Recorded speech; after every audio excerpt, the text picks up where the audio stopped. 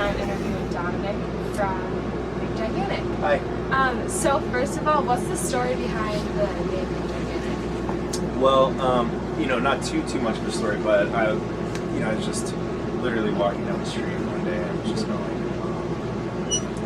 B.I.G. I was like, oh, that'll be a good band name someday. So yeah, so pretty much, just held on to it. This is like back when MySpace was kind of popping a little bit, so I was like, okay, I'm gonna start my MySpace page, and I had my like big gigantic MySpace page, and I'd like put my new beats on there for all my friends, and I'd go to my MySpace page, check out my new beat, and then that was way. So anyways, but yeah, just I just kind of thought of it. Okay.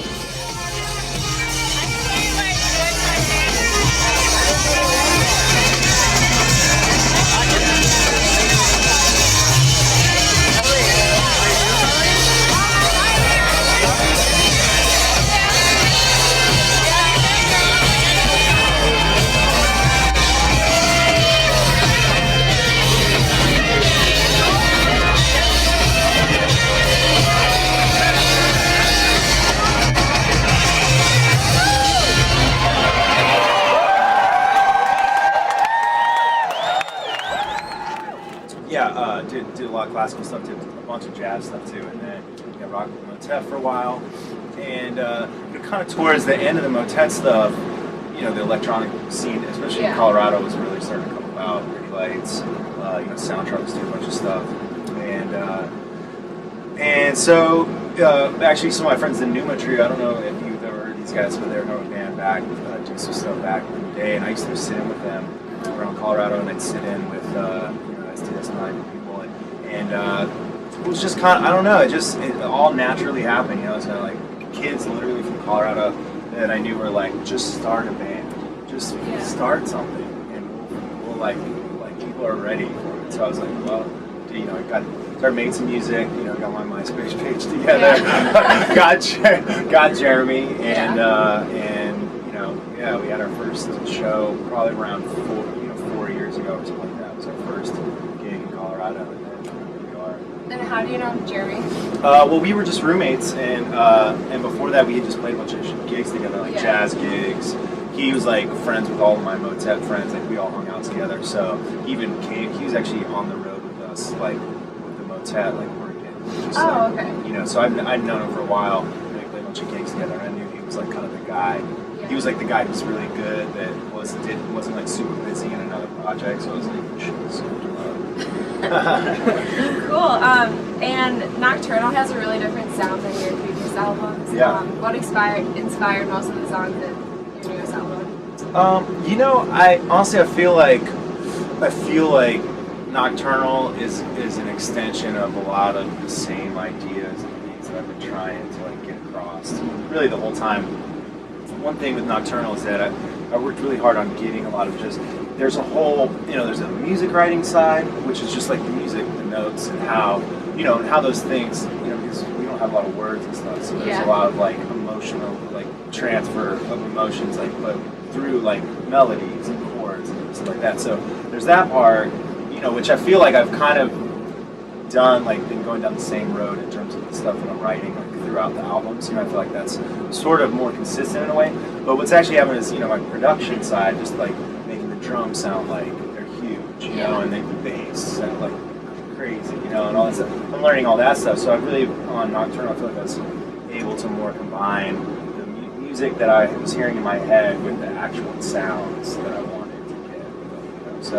So in working on the next album, I really wanted just to continue that. I want to develop my ideas more, develop my tones and all that stuff more into something that's just music. It's electronic music and it's dance music, but it's just at the end of the day, it's good music. Do you think that having a background in music has really helped you write, to like technically write instead of just being imaginative? Yeah, absolutely. I've done lots of writing. It's funny because I feel fairly comfortable writing in this, for this kind of thing, but I've written for so many other things. It's like I'm still trying to get comfortable writing and like writing dance music, but I love it. I want to keep getting better at it.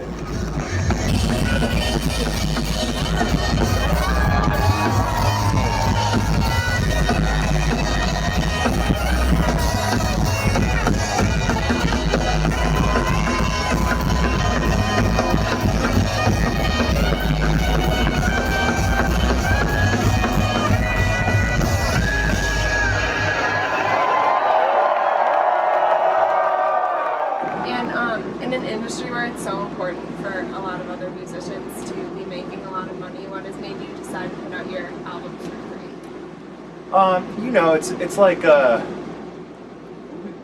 really.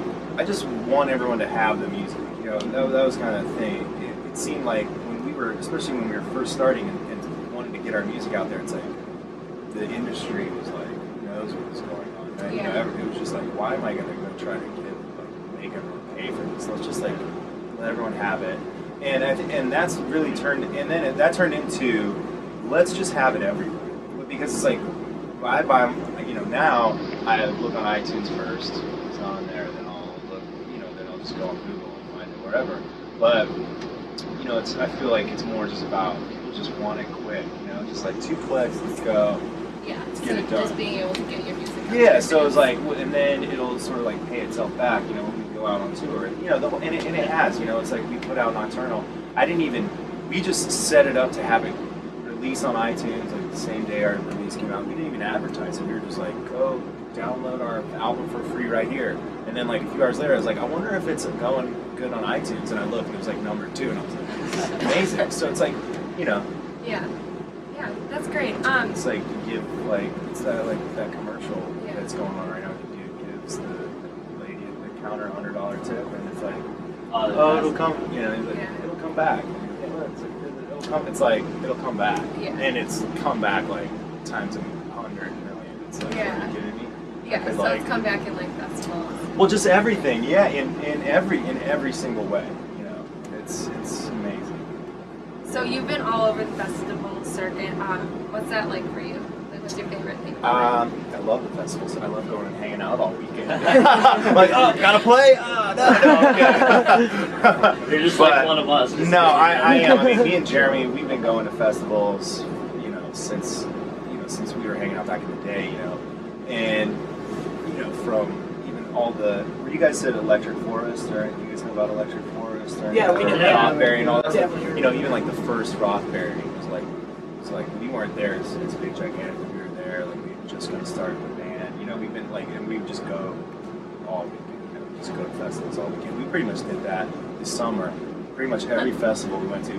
By like midsummer, I was like, damn, why did I like say I was gonna stay at every festival the whole weekend? Because after like 2 months of like raging every weekend like that, I was like, all right. I can't stay the whole Start to weekend. get old after that. Yeah. Do you have a favorite festival? You know, Electric Forest might be one of my favorites. That's kind of how I got my whole got things going for me for Big Gigantic and stuff. So that's one of my favorites. We had a great time at Walkeroos. We always have a really good time there. And oh gosh, there's a lot of good ones. Hangout Festival down in Alabama is really dope on the water. It's like all on the beach. Oh yeah, that was really cool. Is there any chance that we're gonna be seeing you back at Bella again? Maybe. Well, we just did it last year, so we probably won't do it again this year. You know, a lot of times when you do it, the first year you do. Yeah. You know. But possibly, we love coming to do like more family style festivals and all that stuff. We're way into it, so. Okay, cool. All about it. Looking forward to it. Yeah. And lastly, we have one question from our readers. If you had to listen to one song on repeat for 1 week straight, what would it be and why? I've had a lot of songs like that. One song that probably like kicked it off for me was that Hyper Ballad by Bjork. It's kind of old. It's a pretty old song, but that was like one of the first songs that got me into. Well, Bjork kind of first got me into electronic. When I was like going to jazz school, and my buddy was like, "Yo, check this out," and I was like, "Wait, what?" You know, that was kind of like the first song. I was like, "Dang." So I don't know that song. What else? I know there's a bunch. There's a lot of songs that I listen to on repeat. I don't know. I'm not good. I'm not good under pressure, obviously. Do you guys have any other questions? I just kind of want to know, like, what is your general like process when you're making a song? Is it generally something that just comes to you, or is it you like sit down? Do you start with the sax or the beat? It depends. It depends. It could be like a little idea, or I'm like, I want to make something like this tempo, or I like this part of this song, and I like this part of this song, and this part of this song, and this part of this song, and this part of this song, and I want to try to make it into the song, a whole new song, or something. It comes in different ways. Sometimes it'll be like, oh, I got the perfect idea. Like, especially in remixes, Yeah. you know, you can just hear, you're like, oh, like when you're listening to it, you're like, oh, here it is. Oh, I'm gonna make it. It's gonna be amazing, you know. But yeah, with writing original stuff, all original stuff is definitely. I mean, I'll like make it. We'll go out and play it for a couple months, and then I'll be like keep reworking it. And that's what I'm gonna do with this album. I just really feel like this album needs to be better, still better, just than anything we've ever made. So you know, I'm just gonna keep working it. That's gonna be hard. It's already so sick. Yeah. I just gotta keep plugging away at it. Would you ever say that a song is like fully completed? Because I know a lot of artists like never really feel that. You know, yeah. As much as it, you know, I've learned from all the years of just writing different stuff. You know, at a certain point, you have to like mark it, end it, and be like, to this day, I did this. Okay, that's where I'm at. Right. Not, you know, that's where I'm at in my like music making. It's good to like set A final product. You know, but in the back of your mind, you're always like, I could have done that. Also, there was another question that some of the fans had. Like, if someone wanted to do like what you're doing now, what would be your advice to like, you know, get to Big Gigantic? You know, I feel like it's the same. It's just hard work.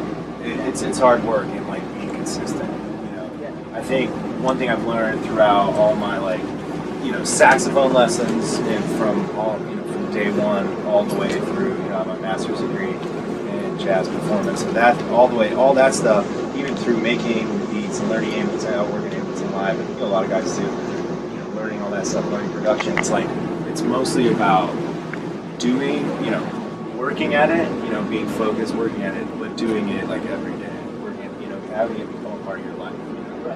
And I really, I think that's gone. Really.